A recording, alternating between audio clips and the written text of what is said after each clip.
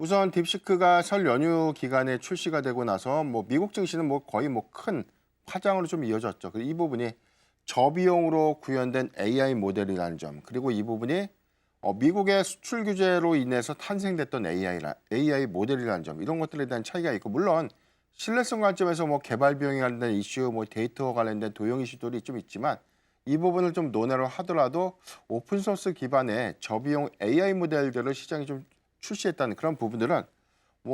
부정적인 요소도 일부는 좀 있겠지만, 오히려 좀 다른 관점에서 보면 새로운 방향성을 좀 제시했다는 관점에서 저는 좀 긍정적이지 않나 좀 평가를 해보고 싶고요. 일단 빅테크 기업들이 향후에 이로 인해서 어떤 캐펙스에 관련된 전반적인 어떤 이 지출 부분을 수정할 수 있는 우려감들, 고비용으로 막대한 비용을 좀 투자해서 AI 모델을 좀 만드는 것이 좀 맞을까라는 어떤 방향성의 정리 관련된 어떤 이슈가 좀 있었고, 엔비디아의 경우에는 독점적인 어떤 칩의 어떤 독주 체제가 흔들릴 수 있는 부분들, 특히나 경제적 해저에 관련된 우려감들이 반영이 되면서 주가의 어떤 조정 사유로 좀 작용했다는 점, 이 부분은 상당히 좀 선반영이 됐다라고 좀 저는 볼 수 있겠고, 다만 좀 달라진 시장의 판단들은 최근에 실적을 발표했던 마이크로소프트라든가 메타의 경우에 오히려 자문적 진출에 대해서 올해 더 상향된 내용들 좀 발표를 했었죠. 마이크로소프트가 올해 800억 달러의 캐펙스 투자 계획을 좀 진행하겠다라고 좀 발표를 했었고, 메타의 경우에는 2024년도 대비 한 60% 정도가 좀 상향된 650억 달러의 캐펙스 투자 지출에 관련된 방향성을 좀 제시해줬기 때문에 이런 부분을 보면 클라우드 3사의 경우에도 전반적인 어떤 투자 지출 부분이 축소되기보다는 예정대로 이어지거나 조금 더 확대될 수 있는 그런 부분들을 좀 주시를 해본다면, 오히려 하드웨어에 관련된 어떤 이 우려감들은 사실 좀 저는 제한적이다라고 볼 수 있겠고, 전반적인 어떤 AI 산업의 관점에서 확장성 관점에서 더 긍정적인 기대 요인들이 좀 될 수 있는 부분들이 아닌가라고 좀 판단될 수 있겠습니다. 특히 트럼프 대통령이 좀 언급했던 AI 투자 인프라 부분들, 특히나 스타게이트 프로젝트가 좀 현실화 되는 그런 부분들에 오픈 AI의 샘 올트먼이라든가 손정희 회장이 한국에 방문해서 전반적으로 투자 유치도 있겠지만 전략적인 어떤 파트너 유치를 위한 그런 어떤 사항들이 좀 더 본격화됐다는 그런 부분을 좀 우리가 주시를 해보면,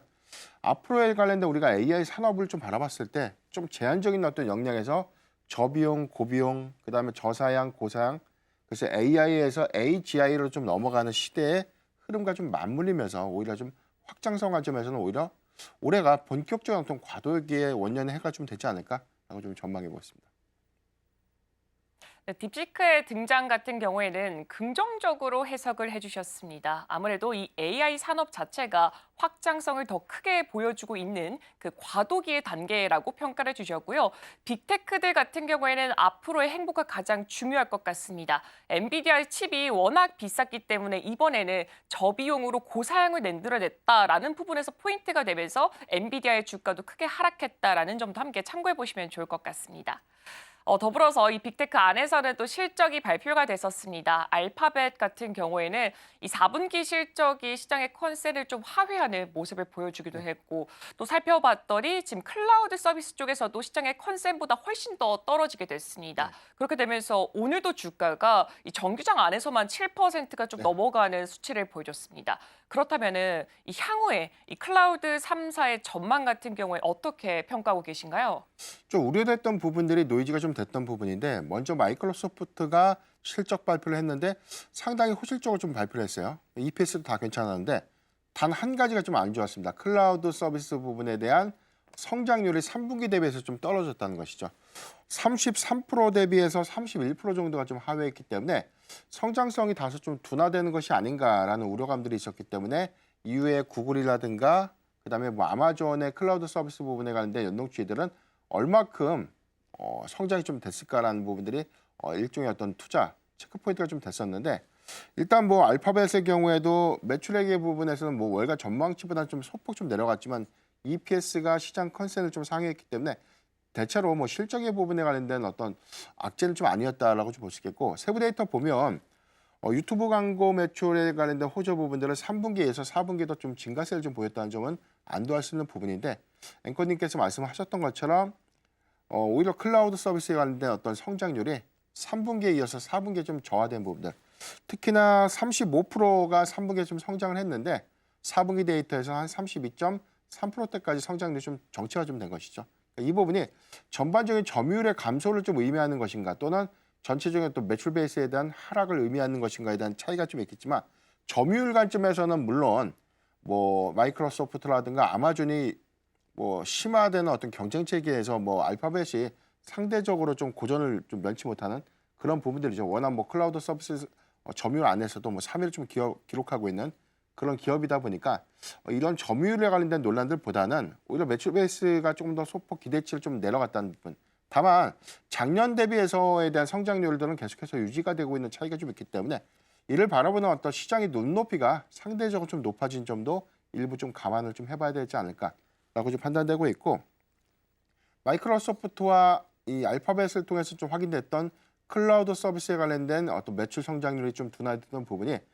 과연 이제 아마존에서도 좀 동일하게 좀 양상을 좀 이어질까 이 부분이 좀 중요한 관전 포인트가 좀 될 것 같고 가장 중요한 부분 자본적 지출 부분을 과연 축소시킬까 이런 어떤 실적의 둔화, 성장 둔화 요인들을 캐펙스에 관련된 어떤 수정된 다소 좀 보수적인 투자 의견을 좀 제시해주지 않을까라는 의문이 좀 있었지만 역시나